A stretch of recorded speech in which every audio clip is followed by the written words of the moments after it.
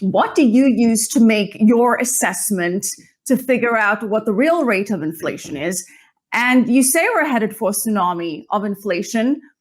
When? I mean, that is the big question, Peter. When? Yeah, well, in my mind, I think it's already started. I mean, you could look at some of these price increases, and they're very spectacular. And, they're just starting to work their way through the system.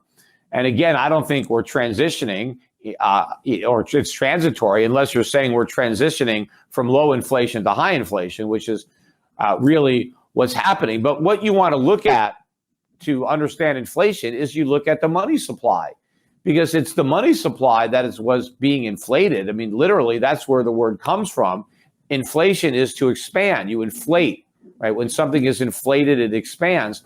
Prices don't expand. They go up, they go down, but they don't expand. It's money supply that expands. And we have the most expansionary monetary policy in U.S. history. And no other era is even close to what we're doing right now. So this is massive inflation. And so to expect that prices are not going to respond by rising is ridiculous. But then you also have to look at the supply side of the equation, because as the Federal Reserve is dumping all this newly printed money onto the economy, there's actually less stuff for people to buy, because more and more people who used to be engaged in productive activities, whether they were producing goods or providing services, a lot of these people are now sitting at home collecting these government checks. So we're creating more money to buy goods, but we're producing fewer goods to buy. And so how could prices not go way up? I mean, anybody who doesn't think that prices are going to go way up, I mean, just not only don't they understand basic economics, they just don't even have any common sense. Well, Peter, to your point, a lot of people sitting at home collecting unemployment benefits that pay them a lot better than their actual jobs. And of course, we've also got the highest excess savings in U.S. households that we've ever had. There's about $1.6 trillion in excess savings, U.S. savings at multi-year highs. So what happens when the economy is fully opened and all of that pent-up demand is released? I mean, to your point, more money chasing fewer goods. So is that when you expect the surge, when we have full economic opening? Yeah, you remember, a lot of this money that people have saved was sent to them by the government. It's not like they earned more money and just didn't spend some of their increased earnings. The government just handed out this money. And yes, a lot of people haven't been able to spend it yet because they haven't got out of the house. And so they have bought a lot of goods. That's why our trade deficits in merchandise are at all-time record highs. So unemployed Americans have been able to shop on Amazon and buy, products made in China. But there's still a lot of other money that they haven't spent yet that was provided to them by the government. And also, we don't know to what extent are Americans not paying their rent, not paying their mortgages because of these moratoriums, and instead they're just holding on to the cash. So who knows, right? Because if you're told by your landlord, we can't evict you if you don't pay your rent, well, why pay it? I mean, I can live here for free. And so people could be accumulating this cash because they're not paying some of their bills. But yes, eventually, all of this hoarded cash is going to be spent. And if we're not producing more goods and services for the money to be spent on, then all it could do is bid up the prices on the goods and services that already exist. So in this scenario, which you've described before, I mean, you're calling for an unprecedented economic disaster following this unprecedented stimulus, both in the US and globally. But what does that look like, Peter? Describe that in all the vivid, ugly details. I don't know if I could describe it if it hasn't happened yet. I mean, we can look at other countries and how, they've dealt with these problems. But we're in a situation where we have so much debt. And in fact, Janet Yellen was asked a question today. I was watching her in a Q&A. Right. And the person questioning her said, hey, when you were Fed chair, you did warn that we had too much debt.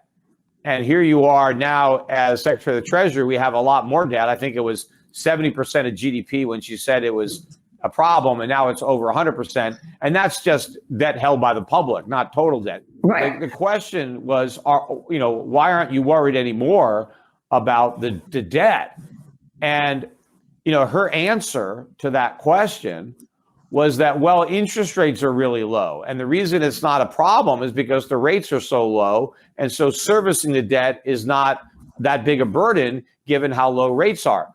But it's unfortunate that the senator who asked her that question didn't follow up with a better question. What happens when interest rates go up? I mean, isn't it reckless and irresponsible to say we can afford all this debt because temporarily we have these low rates of interest, knowing that the national debt is financed mostly with short-term paper and the government has to constantly roll over these T-bills and, they're going to get the prevailing rate. Well, if you have this huge amount of debt and the only reason there's not a crisis is because interest rates are low, what happens if they're not low? What happens if interest rates are high? And I think that's the box the Federal Reserve is in, because the Federal Reserve knows the only thing between the U.S. government and default or insolvency is artificially low interest rates. So if the Federal Reserve knows if it raises interest rates, it bankrupts the government, how is the Federal Reserve going to fight inflation? Because if this pickup in inflation is not transitory, and obviously the longer the Fed waits to acknowledge it's not transitory, the bigger the inflation problem becomes. And so if inflation is at 5 or 6 or 7% officially by the time the Fed realizes that it wasn't transitory, how does it fight that inflation without bankrupting the U.S. government? The answer is it can't. So my thinking is if it can't fight inflation without bankrupting the U.S. government, it won't fight the inflation, which means it bankrupts the U.S. public because it destroys the value of the dollar.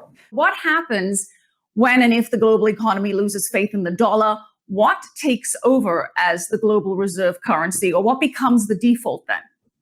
Well, first of all, before the dollar was the reserve currency, all those other currencies that you mentioned were backed by gold. I mean, they weren't just fiat. I mean, the dollar is the first currency in history to achieve that status as pure fiat currency, right? So there's no real money behind it. And so what I think is going to happen in a world where no central banks currently issue legitimate currency, right? Legitimate currency would be currency backed by gold, real money. That is the situation that the world was in before the dollar. And in fact, when the dollar originally became the world's reserve currency, it was backed by gold. In fact, it was redeemable in gold on demand. I don't think the dollar ever would have gotten that status in the first place, but for the tie to gold. And dollars were basically, or Federal Reserve notes were really IOUs for dollars, and the dollars were gold. That's what the dollar was. It was a weight of gold. And so in today, where nobody is actually issuing any legitimate currency, where every central bank has just got fiat, I think that when the dollar is no longer the main reserve for all those fiat currencies, they're not just going to pick another fiat currency to replace the dollar. It wouldn't make any sense to just go to the euro or to go to the yen, because at the end of the day, they're just paper too. I think the dollar's demise is going to introduce the remonetization of gold. Not that it was ever demonetized by central banks, because central banks all hold gold to some degree. But I think gold is going to replace the dollar as the primary reserve asset for all central banks.